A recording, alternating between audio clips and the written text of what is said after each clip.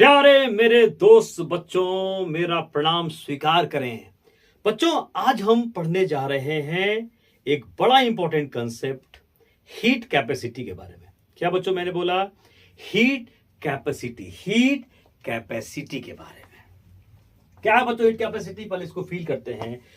सूर्य की रोशनी बालू पे पड़ी, सूर्य की रोशनी पानी पे पड़ा। बच्चों, कौन गर्म होगा जल्दी? बालू। जो जल्दी गर्म हो गया, इक्वल अमाउंट ऑफ हीट दोनों में पड़ा, तो जल्दी गर्म हो गया, इसका मतलब उसकी हीट कैपेसिटी कम है। जो देर से गर्म हुआ उसकी हीट कैपेसिटी ज्यादा है।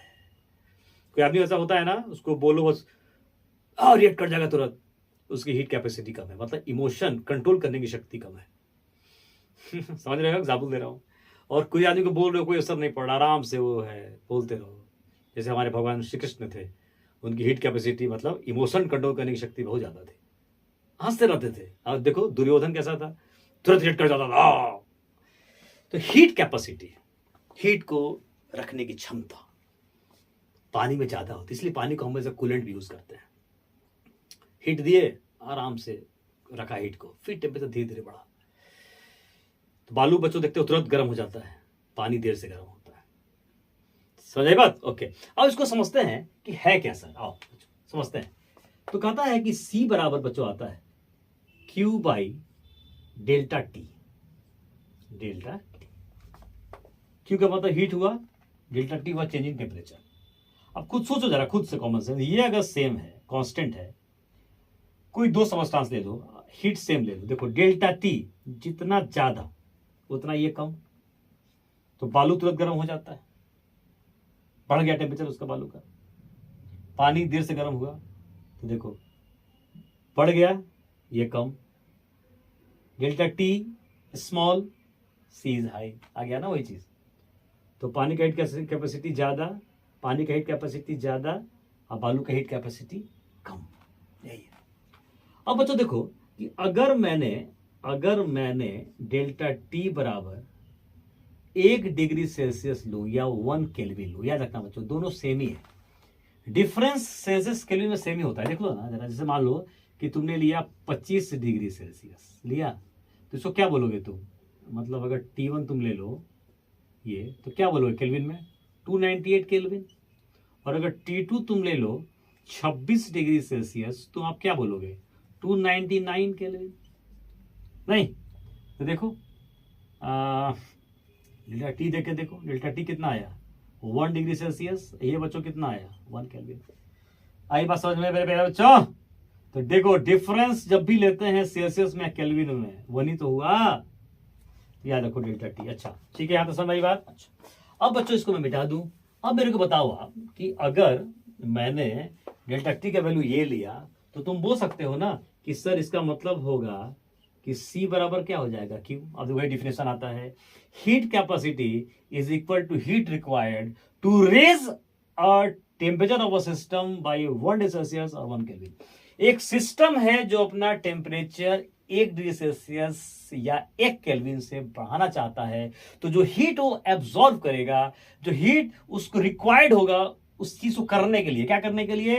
1 डिग्री सेल्सियस से 1 केल्विन से टेम्परेचर बढ़ाने के लिए जो बच्चों हीट एब्जॉर्ब करेगा, जो हीट रिक्वायर्ड होगा मतलब इस पर्पस के लिए, that is called heat capacity.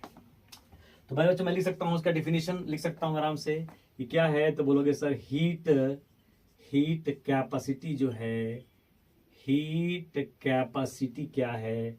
Is the heat required, heat capacity is the heat required, ठीक है, heat required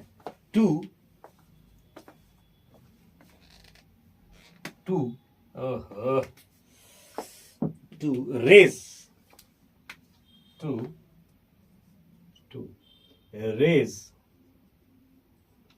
temperature of system,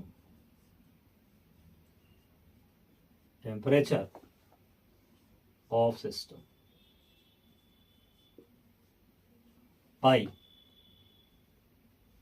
1 degree Celsius और 1 हो गया बच्चों। ये आ जाएगा हीट कैपेसिटी क्या है? सर हीट है। अच्छा क्यों भाई?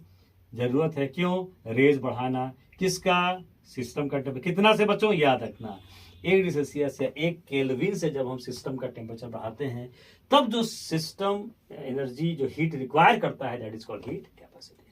बच्चों in case of solid there is one heat capacity. देखो अब सॉलिड केस में क्या होता है ना कि अगर हम प्रेशर बढ़ा भी रहे हैं वॉल्यूम में चेंज नहीं हो रहा है, लेकिन तुमको पता है कि अगर गैस केस में अगर हम प्रेशर बढ़ाते हैं तो वॉल्यूम बहुत चेंज कर जाता है। तो गैस के केस में बच्चों हम लेते हैं 2 तरह की हीट कैपेसिटी। ठीक है, चलो तुम इसको बच्चों मिटाता हूं, आप नोट करिए जल्दी से, जल्दी जल्दी जल्दी, चलिए मैं मिटाता हूं। अब बच्चों आते हैं गैस केस में, आप लिख लेंगे देयर आर 2 हीट कैपेसिटीज। एक बच्चों लेते हैं कांस्टेंट वॉल्यूम पर और एक लेते हैं कांस्टेंट प्रेशर पर। तब यहां बच्चों कंसेप्ट आता है बड़ा प्यारा सा, एक बच्चों आता है कंसेप्ट, 2 लेते हैं यहाँ पे। तो देखो पहले लेते हैं सीवी, पहले लिख लें। तो सीवी होता है बच्चों मोलर, मतलब 1 मोल के लिए। तो मोलर 1 मोल आप सबस्टांस ले रहे हैं या सिस्टम ले रहे हैं, तो मोलर हीट कैपेसिटी कहां पे, एट कांस्टेंट वॉल्यूम। कहां बच्चों, at constant volume, at constant volume. ठीक है, एट कांस्टेंट वॉल्यूम हो गया। तो ये आ जाएगा सीवी। और एक बच्चों आता है सीपी। सीपी को बोलते हैं क्या, मोलर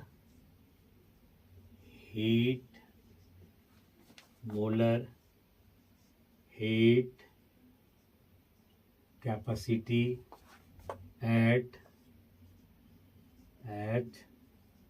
कांस्टेंट प्रेशर।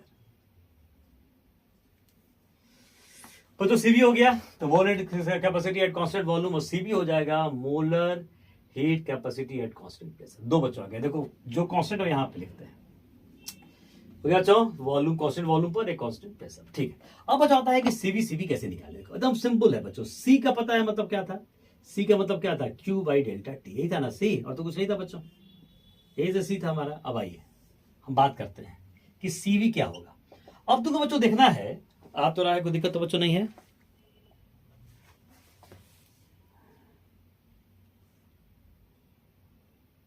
ठीक है, बढ़िया।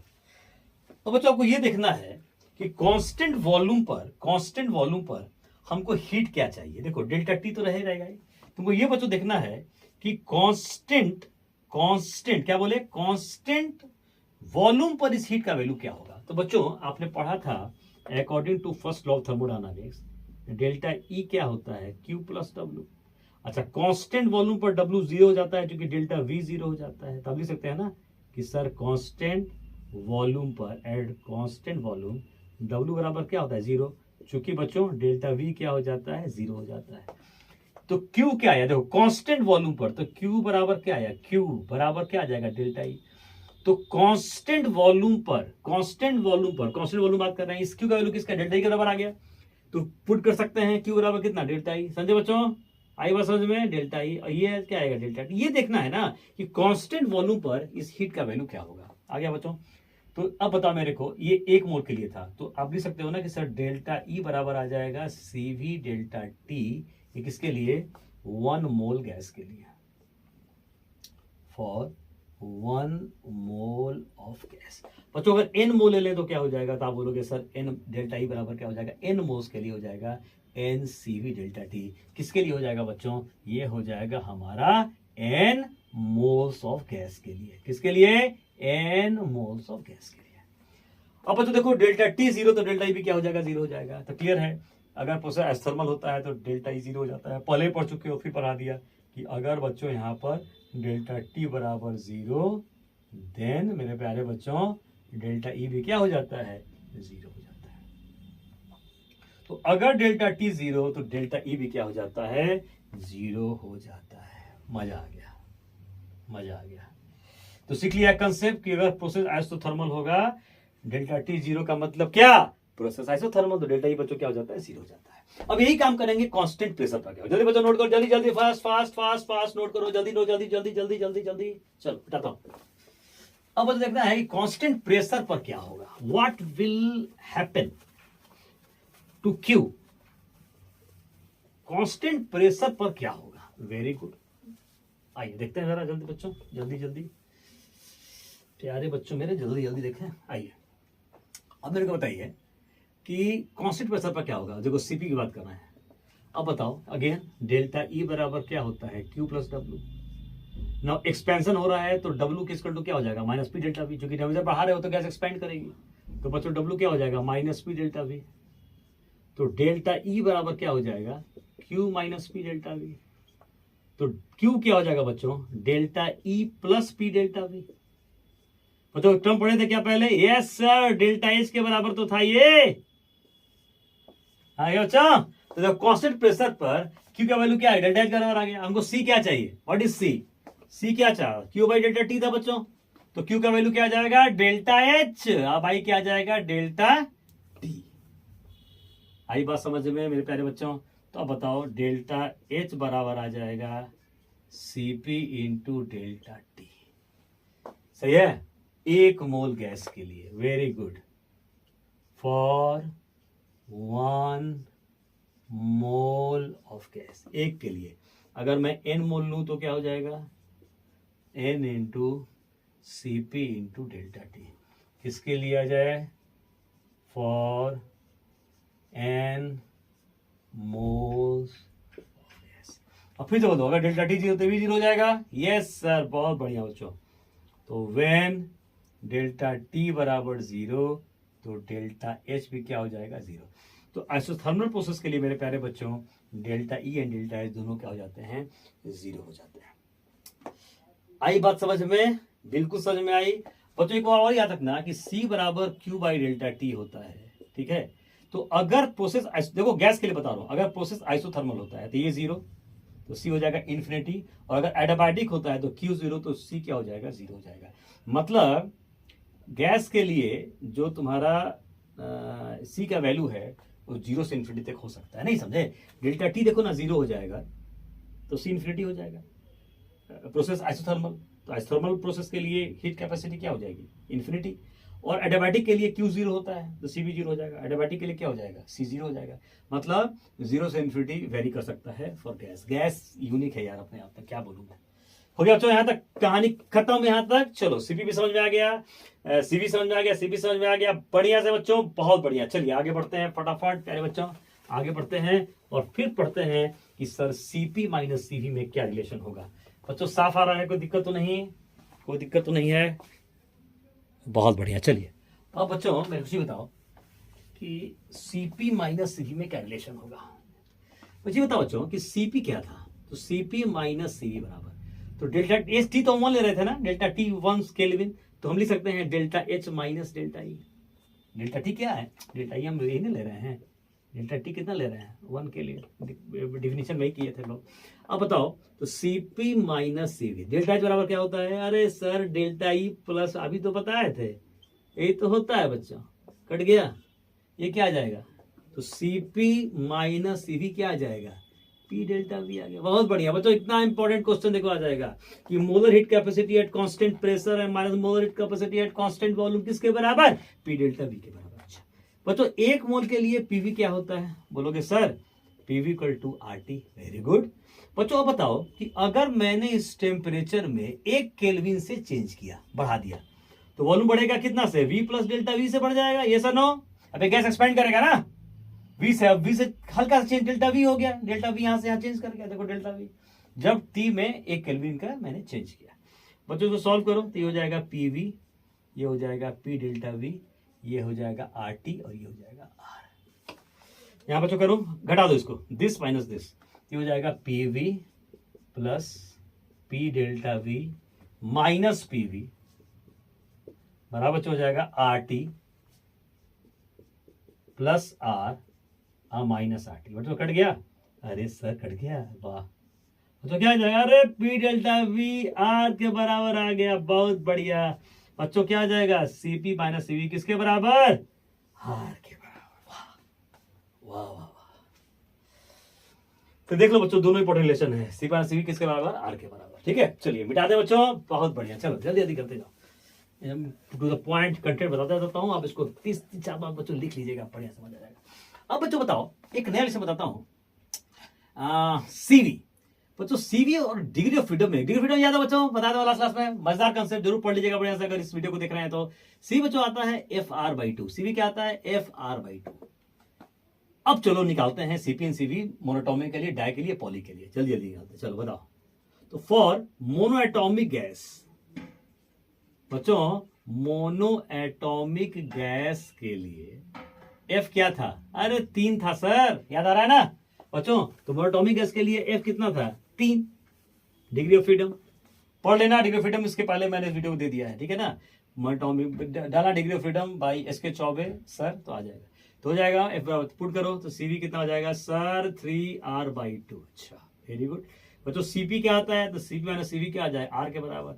सीपी क्या हो जाएगा, R प्लस सीवी, पुट करो R प्लस सीवी, सीवी क्या हो जाएगा 3R/2, ये क्या आ जाएगा 5R/2। बच्चों एक टर्म आता है गामा, गामा बराबर होता है सीपी बटा सीवी। गामा बताता है बच्चों एटोमिसिटी के बारे में, gamma gives information about atomicity. Atomicity का मतलब होता है कि एक मोलिक्यूल ऑफ गैस में कितने एटम्स हो सकते हैं। एटोमिसिटी लिख लेना, atomicity, atomicity, atomicity gives information about how many atoms are possible in one molecule. एक मोलिक्यूल कितने एटम्स होते हैं, तो बच्चों गामा आ जाते हैं, गामा के वैल्यू समझाने जाएंगे, एक मोलिक्यूल में कितने एटम्स हो सकते हैं, गैस एक मोलिक्यूल में कितने एटम्स होते हैं। सी बार सी पुट कर दो बच्चों, तो गामा सीपी कितना है 5R/2, ठीक है कितना बच्चों मेरे, तो 5R/2। व्हाट इज सीवी कितना है, तो 3R/2, 3R/2, 2 कैंसिल, R कितना आ जाएगा बच्चों 5/3, ठीक है 5/3 आ गया। तो बच्चों ये था मोनोटॉमिक के लिए। अब बात करते हैं किसके लिए, डाई के लिए बात करते हैं। जल्दी बच्चों नोट, जल्दी जल्दी नोट, जल्दी जल्दी नोट करने का, जल्दी जल्दी नोट करने का, सब पढ़ चुके हो तुम ऑलरेडी। चलो अब बात करते हैं किसके लिए, डाई के लिए बात करते हैं। किसकी बात करते हैं बच्चों, डाई के लिए, पॉज करके नोट कर लेना बच्चों।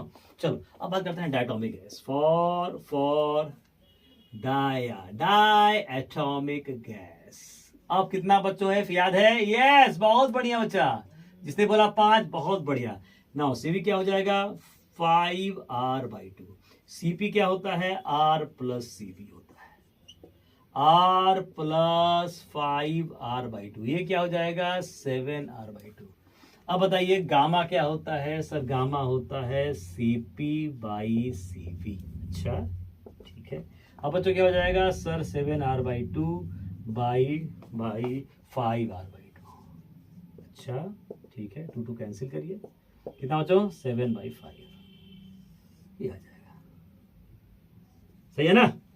एटॉमिक लेफ्ट कितना हो जाएगा 5, 3 ट्रांसलेशन डिग्री फ्रीडम और 2 rotation degree freedom diatomic gas के लिए। CV 5R/2, CP 7R/2, gamma बच्चों निकल गया कितना 7/5। अब जो बात करते हैं पॉलीटॉमिक गैस के लिए 2 केस होता था, याद करो लीनियर नॉन लीनियर। आइए बच्चों चलो करो, अब आते हैं किस पे, तो ये तो वही आ जाएगा बच्चों सेम चीज जो था। तो for polyatomic gas, for polyatomic gas, पहला केस क्या था non linear molecule, sorry linear molecule, पहला बच्चों लीनियर मॉलिक्यूल।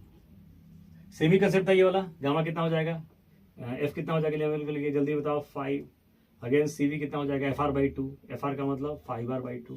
सीपी कितना हो जाएगा अभी बताए, R plus CV, R plus CV, तो R प्लस 5R/2। बच्चों गामा सेम चीज, C/CV, गामा बराबर यही चीज आ गया, ये कितना आ जाएगा आपका 7R/2। बच्चों सेम ही चीज है, 7R/2 5R/2 7, मतलब सेम ही चीज हुआ। मतलब डायटोमिक गैस के लिए प्रोटोमिक गैस के लिए पहला केस सेम। अब बच्चों बात करते हैं डायटोमिक, अब बात करते हैं नॉन लीनियर मॉलिक्यूल के लिए क्या होगा बेटा बच्चों, मिटाओ इसको। चलो अब बात करते हैं किसके लिए, नॉन लीनियर मॉलिक्यूल के लिए क्या होगा। अब बच्चों बात करते हैं किसके लिए, नॉन लीनियर मॉलिक्यूल के लिए क्या होगा, किसके लिए नॉन लीनियर मोलिक्यूल के लिए क्या होगा। चलो बोलो, तो अब क्या हो जाएगा, एफ क्या हो जाएगा, एफ बराबर नॉन लीनियर के सेकंड केस, एफ बराबर कितना हो जाएगा बच्चों 6 है, 3 ट्रांसलेशन डिग्री ऑफ फ्रीडम और 3 रोटेशन डिग्री ऑफ फ्रीडम हो जाएगा। तब सीवी क्या हो जाएगा FR/2, FR तो 6R/2 कट गया, ये कितना आ जाएगा 3,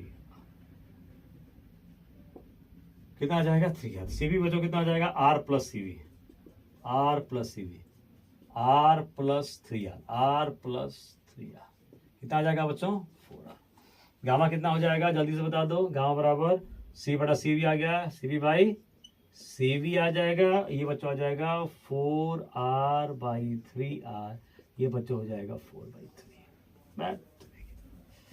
ओहो चलो 4/3 हो गया बच्चों।